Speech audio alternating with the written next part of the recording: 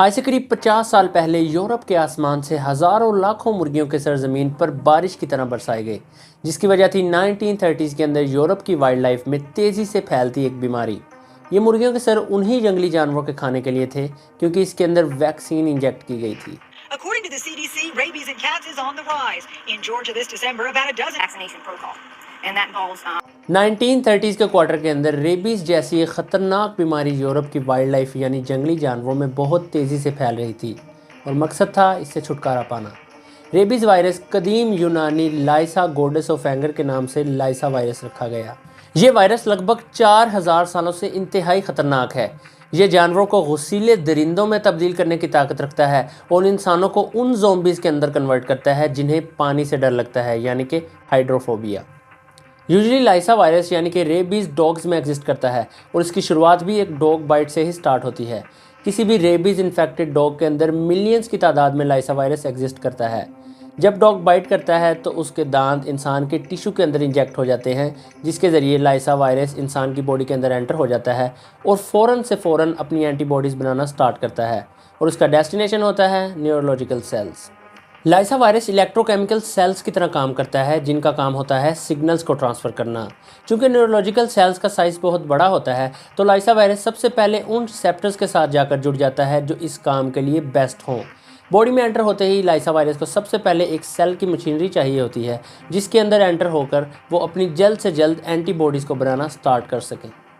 अब जैसा कि हमने बताया कि न्यूरोलॉजिकल सेल्स का साइज़ बहुत लेंथी होता है, इसलिए रिसेप्टर्स के तौर पर लाइसा वायरस डाइन मोटर्स का इस्तेमाल करता है। डाइन मोटर्स जो कि एक शू पेयर की शेप के जैसे होते हैं, ये डाइन मोटर न्यूरो सेल्स के बिल्कुल ट्रैक का काम करते हैं और उसी ट्रैक को यूज़ करते हुए लाइसा वायरस न्यूरोलॉजिकल सेल्स में एंटर होता है और अपनी एंटीबॉडीज़ बनाना स्टार्ट करता है। तो वायरस के रिस्पॉन्स में हमारा इम्यून सिस्टम कैसे काम करता है?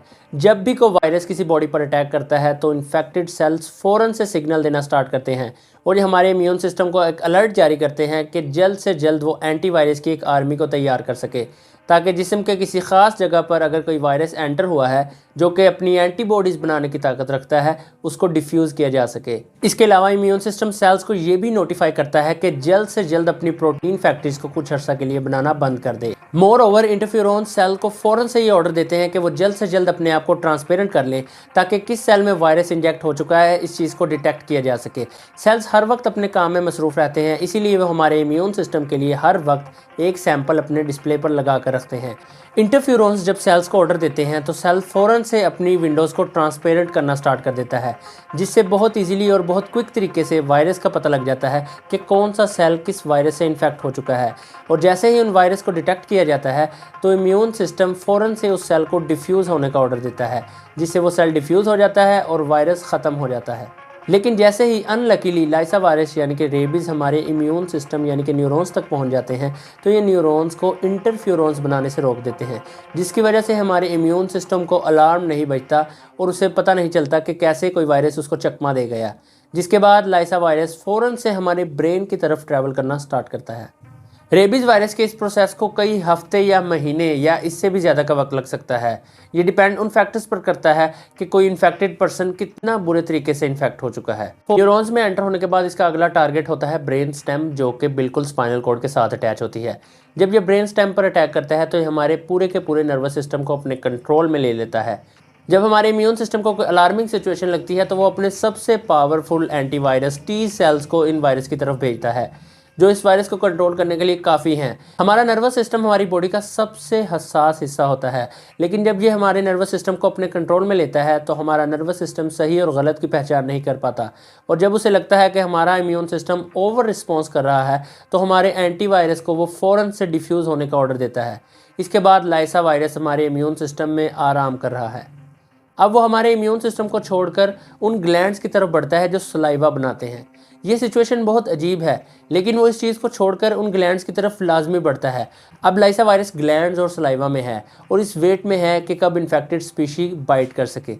खुशकिस्मती से ह्यूमंस बाइट नहीं करते, इसलिए इसका कोई केस भी आज तक रिपोर्ट नहीं हो पाया।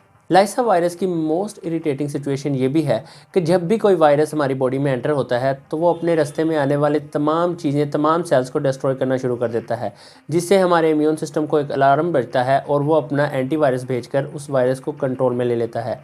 लाइसा वायरस ऐसा बिल्कुल नहीं करता। वो अपने में रास्ते में आने वाले किसी भी सेल को हार्म नहीं पहुंचाता और बहुत ही तरीके से हमारे न्यूरॉन्स के अंदर एंटर हो जाता है, जिसकी वजह से हमारा इम्यून सिस्टम इस चीज़ को डिटेक्ट नहीं कर पाता। और जब हमारा इम्यून सिस्टम इस चीज़ को डिटेक्ट नहीं कर पाता तो लाइसा वायरस हमारे नर्वस सिस्टम को पूरी तरह अपने कंट्रोल में ले लेता है, जिससे इंसान के मरने के चांसेस 100% हो जाते हैं। इसी तरह लाइसा वायरस हमारे नर्वस सिस्टम को अपने कंट्रोल में ले लेता है और इन्फेक्टेड स्पीशी अपने हवास खो बैठता है और वो मफलूज हो जाता है, और जब उसके टिश्यूज़ काम करना बंद कर देते हैं तो वो कोमा में चला जाता है। लेकिन इस प्रोसेस को एक ही चीज़ रोक सकती है और वो है वैक्सीन। जी हाँ, रेबीज़ की वैक्सीन इस दुनिया में पहली वैक्सीन की इजादात में से एक है। ये जल्द से जल्द हमारे इम्यून सिस्टम को अलार्मिंग सिचुएशन से आगाह करती है और उसे एंटीवायरस बनाने के लिए बताती है, ताकि ये वायरस जल्द से जल्द हमारे न्यूरोलॉजिकल सिस्टम तक ना पहुंच सके और ना हमारे नर्वस सिस्टम को कंट्रोल कर सके। इस पर रिसर्चेज आज भी जारी हैं, लेकिन हर साल रेबीज़ के वायरस से रोज़ाना 160 जबकि ईयरली 60,000 लोग इसमें मरते हैं और इसमें सबसे ज़्यादा इन्फेक्टेड किड्स होते हैं।